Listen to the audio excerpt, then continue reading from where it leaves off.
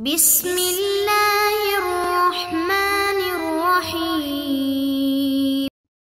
صلی اللہ علی رسولہ الکریم۔ السلام علیکم ورحمۃ اللہ وبرکاتہ۔ طلاب کرام عزیز، کیسے ہیں؟ امید کرتے ہیں آپ خیر و عافیت سے ہوں گے۔ بدایت المعارف جزء رابع کا سبق نمبر 59 شروع کر رہے ہیں، جس میں عنوان قرار دیا گیا کتاب کی عبارت ہونا سوالاتن سے لے کر وہاکذا لا نقص ولا فقد فی الاسلام تک۔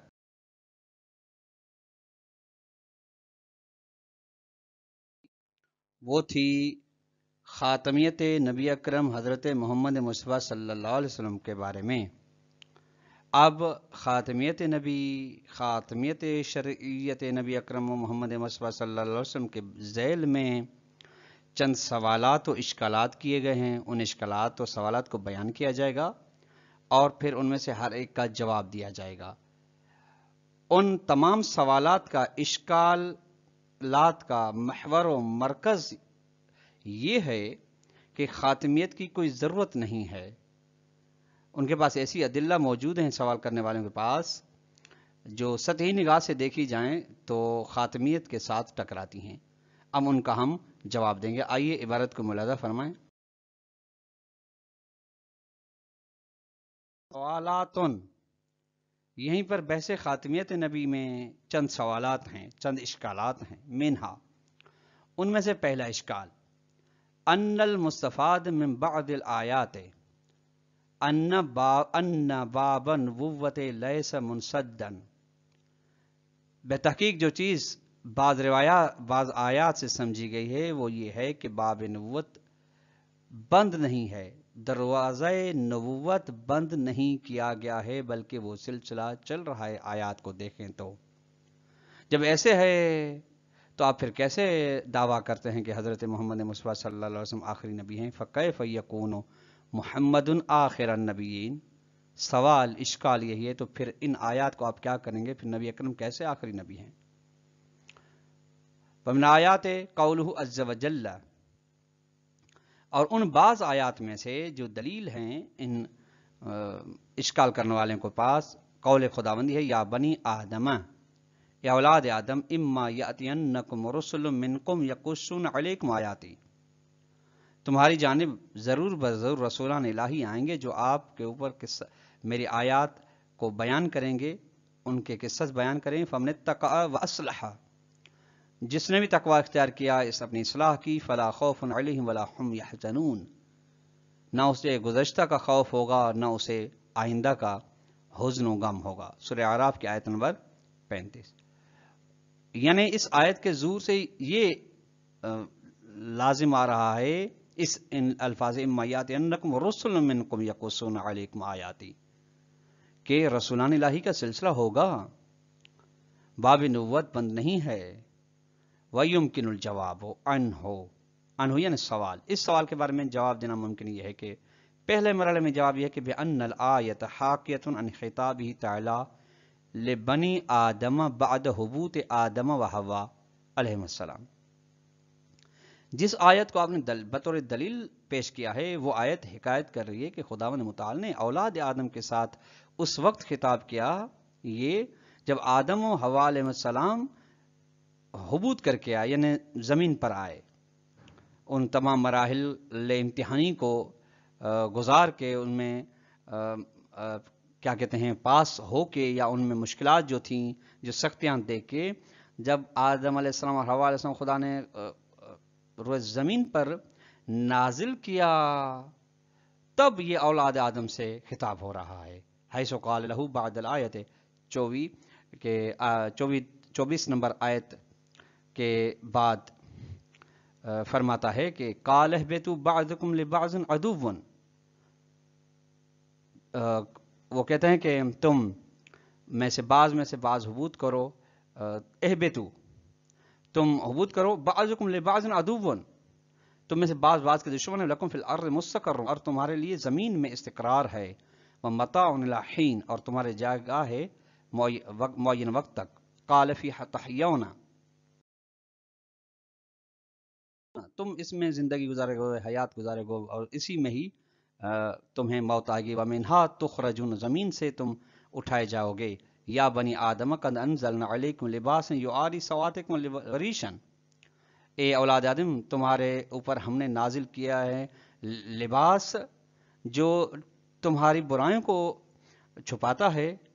اور لباس تقوی ذالک خیر، اور تقوی کا بہترین لباس ہے اعلان کا یہاں تک فرمایا قرآن مجید میں یا بنی آدم، پھر بھی بنی آدم کو خطاب ہے، لا یفتننکم الشیطان، تمہیں فتنے میں نہ ڈال دے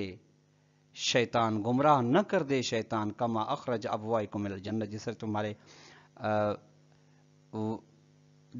دادا اور دادی آدم اور حوا علیہ السلام کو اس نے جنت سے نکالا، اعلان قال عز و جل، یہاں تک کہ خداوند متعال نے فرمایا یا بنی آدم خذوا زینتکم عند کل مسجد، اے اولاد آدم تم زینت اختیار کرو ہر مقام سجدے کے وقت، اعلان قال تبارک و تعالی، یہاں تک خداوند متعال نے فرمایا یا بنی آدم اما یاتینکم رسل منکم، پھر یہاں تھا کہ اے اولاد آدم تمہارے پاس ضرور ضرور کچھ رسولان الہی آئیں گے۔ سورہ اعراف کی آیت نمبر 24 سے یہ 35 تک کی یہ مفاہیم اور کچھ ٹکڑے تھے۔ تو طلاب کرام عزیز، آپ نے دیکھا کہ ان تمام میں جن میں سے وہ آیت بھی ہے جو مستشکل کی نظر میں مورد دلیل واقع ہوئی ہے، ان تمام میں یہ بیان ہوا ہے کہ یہ قصہ حضرت آدم علیہ السلام، حضرت حوا علیہ السلام کے حبوط کے بعد ہے۔ بس فالآیت فی سیاق خطابات ہی لبنی آدم بعد الحبوط، بس جو آیت محور دلیل قرار پائی ہے اس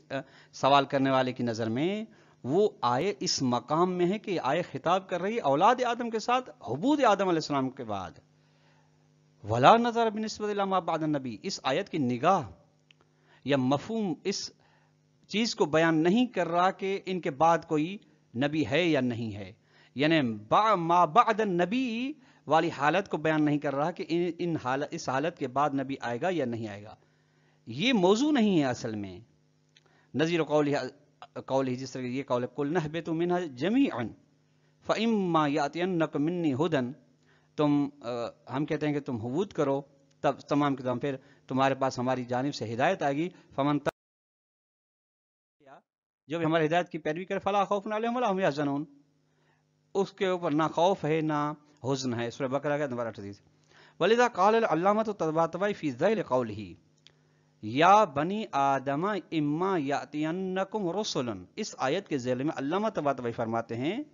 والآیت احد الخطابات العامۃ المستخرجۃ من قصۃ الجنۃ المذکورۃ ہا ہونا، یہ آیہ کریمہ ان چند خطابات میں سے ایک خطاب ہے جو عمومی خطاب ہے، جسے استخراج کیا گیا ہے اس حضرت آدم علیہ السلام کے قصے سے جو انہیں جنت میں بھیجا گیا، وہی الرابعہ، اور چوتھا کتاب ہے وآخرھا، آخری کتاب، چوتھا کتاب ہے، اور آخری جو خطاب ہے خطابات میں سے حاکمی خطابات کے یبین للناس التشریع الالہی العام للدین، بیان کرتا ہے لوگوں کے لیے اس قانون الہی کو جو شامل ہے دین کو، یعنی جو دین کے دائرے میں ہے وہ شامل ہے دین کے لیے بے اتباع رسالت کی پیروی کرنے کے ذریعے سے، وہ طریق الوحی، وحی کے راستے کے ذریعے سے، والاصل المستخرج عنہ هو مثل قوله فی سورۃ طٰہٰ، اور جو چیز اصل و قانون و قاعدہ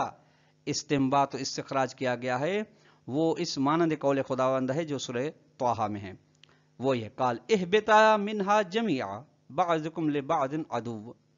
تم حبوط کر لو، تم میں سے بعض کے دشمن ہے، فإما یاتینکم منی ھدی،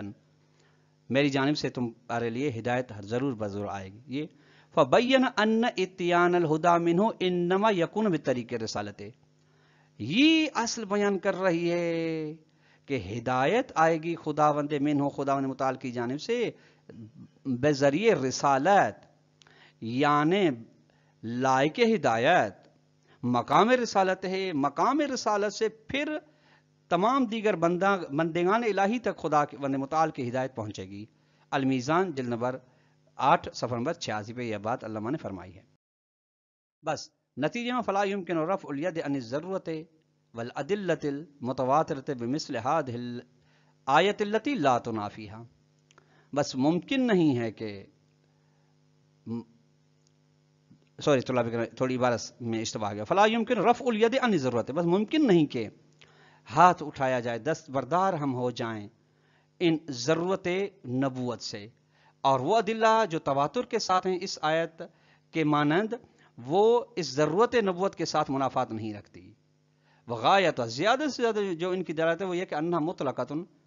ये अदिल्ला मुतलक हैं, इनमें किसी भी किस्म की कैद नहीं है। फ़युरफ़उल यदु अन इतलाक़िहा बिल अदिल्लतिल मुतवातिरति व बिज़रूरतिल ख़ातिमति, हाँ इनके इतलाक से हाथ उठाया जा सकते हैं, दस्तबरदार हम हो सकते हैं उन अदिल्ला मुतवातिर के ज़रिए से जो ज़रूरत ख़ातिमियत को बयान करती हैं कि ख़ातिमियत नबी अकरम मोहम्मद मुस्तफ़ा सल्लल्लाहु अलैहि वसल्लम ज़रूरी है। नाम लौ कान मुख्तसन बेज़मान बाद नबी सल्लल्लाहु अलैहि वसल्लम लसार मुनाफिन, हाँ अगर ये अदिल्ला मखसूस होती उस जमाने के बाद जो नबी के बाद का ज़माना है तो फिर ये ख़ातिमियत के साथ मुनाफात रखती। वलाकिन लैसा कज़ालिक, हालांकि ये अदिल्ला जो आपने उनमें अदिल्ला में से रिवायात को आयात को मुलाहिज़ा फरमाया, ये इस तरह नहीं है, यानी बाद नबी की जानिब नाजिर नहीं है। कमा हुलवात है, जिसकी बात वाज़े है कि हुबूत के बाद वाले मरहले की जानिब नाजिर हैं। व मिनहा, एक और इश्काल, एक और सवाल, दूसरा सवाल है कि मल हिकमत फी तातील नबुव्वत, सिलसिले नबुव्वत को रोकने में कौन सी हिकमत, कौन सी मसलहत व फायदा है। मा इन्ना अन्ना इस्तिकमाल अल बशर ला तवक्कुफ लहू, जबकि कमाल बशर की कोई हद नहीं, वो तो कहीं रुकता नहीं। नबुव्वत का हदफ असली बंदों को कमाल तक पहुंचाना है, कमाल की कोई हद नहीं है। जब हद नहीं है तो नबुव्वत को खत्म करने की क्या हिकमत है। अलम यहसुन अन तदूम नबुव्वत मा दवाम इस्तिकमाल बशर, क्या बेहतर नहीं था कि नबुव्वत का सिलसिला दायमी होता जब तक इस्तिकमाल बशर दायमी है, वो तो है ही, यानी बशर के लिए कमाल हासिल करना दायमी है, उसकी कोई हद नहीं है, उसकी कोई तंगी नहीं है, जीक नहीं है, तो हतमन ये नबुव्वत का सिलसिला भी उसके साथ होना चाहिए ताकि वो नबुव्वत के जरिए से इंसान उस मकाम में कमाल तक, कमाल से कमाल तर तक पहुंचता रहे। वल जवाब अनहु, इस सवाल के जवाब यह है कि अन्ना हिकमत ज़ालिक इंदल्लाह ताला, पहला यानी सतही जवाब यह है कि इस चीज़ की कि खुदा मुताल ने नबुव्वत का सिलसिला क्यों ख़त्म किया, क्यों रोक दिया, खुदा के नज़दीक हिकमत है, वही इस राज को जानता है। लिअन्नहु आलम बिल उमूर, चूँकि वही चीज़ों से बतौरे कामिल आगाह है, मिन जमील जवान ने वह आगाह है, और वही जानता है कि उसने क्यों इस सिलसिले को रोका। यज़हरु लिल मुतअम्मिल बाज़ुल मुक़र्रबात, लेकिन गौर करने वाले शख्स के ऊपर कुछ ऐसी चीज़ें ज़ाहिर होती हैं जो नज़दीक नज़दीक हैं